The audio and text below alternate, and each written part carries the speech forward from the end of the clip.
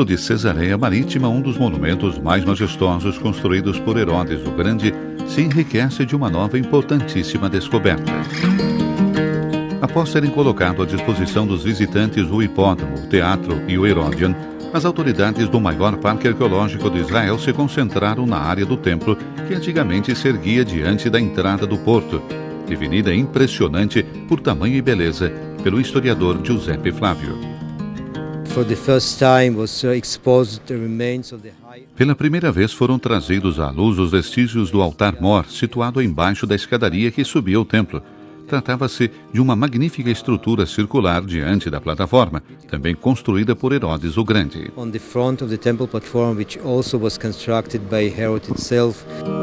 A estrutura que Herodes construiu em Cesareia pertence a uma tipologia especialmente complexa de altares. Recorda o altar mais importante de todo o Império Romano que Augusto mandou construir em Roma, o Arapates. Um altar sacrificial cercado por paredes enfeitadas de até 5 metros de altura. Mais uma descoberta especial que fizemos diz respeito aos vestígios de brasões das legiões situadas provavelmente ao redor do altar. Sabemos que era uma prática típica dos legionários romanos. Cercar o altar com paredes enfeitadas era uma prática específica das regiões ocidentais do Império Romano. A estrutura de Cesareia é, portanto, única na região médio-oriental. Isso torna mais forte ainda a ideia de que Herodes o Grande considerasse Cesareia como uma ligação entre seu reino e Roma, o centro do Império.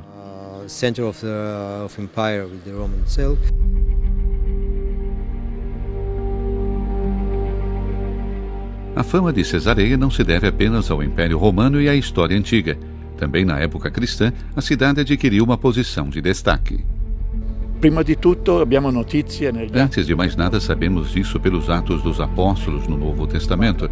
Narra-se da pregação de Pedro, que foi à cidade de Cesareia e converteu ao cristianismo o centurião romano chamado Cornélio.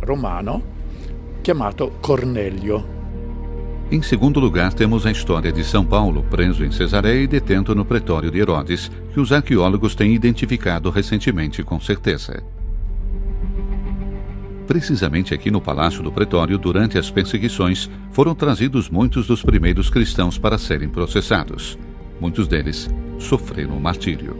Questi sono i famosi martiri di Cesarea, alcuni molto famosi.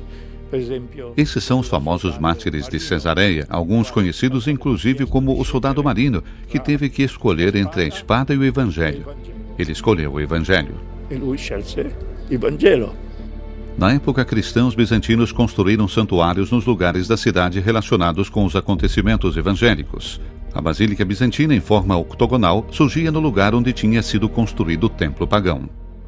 C'è poi una basilica crociata. Existe ainda uma basílica cruzada também situada na área do templo, que tem 3 ábsides. A basílica cruzada remonta à época da cidadela, construída por São Luís IX, rei da França, da qual ainda hoje se vê importantes vestígios em toda a parte principal e central de Cesareia.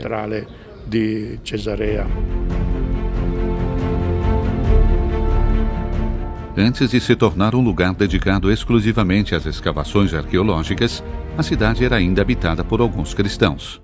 Um prete cristiano greco habitava.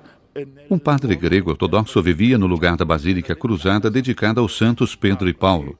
Outro sacerdote do Patriarcado Latino ia de vez em quando a Cesareia para cuidar espiritualmente de algumas famílias de cristãos maronitas, seguidoras da Igreja Católica. Que seguivano invece la Chiesa Cattolica. A Fundação Rothschild, junto com as autoridades do Parque Arqueológico, colocou à disposição a relevante quantia de 100 milhões de shekel para a continuação das escavações, além da construção de instalações inovadoras, concebidas especialmente para os visitantes. Santos, mártires, filósofos e cavaleiros, por mais de 2000 anos caminharam pelas ruas dessa antiga cidade, que, temos certeza, esconde ainda muitos segredos para desvendar.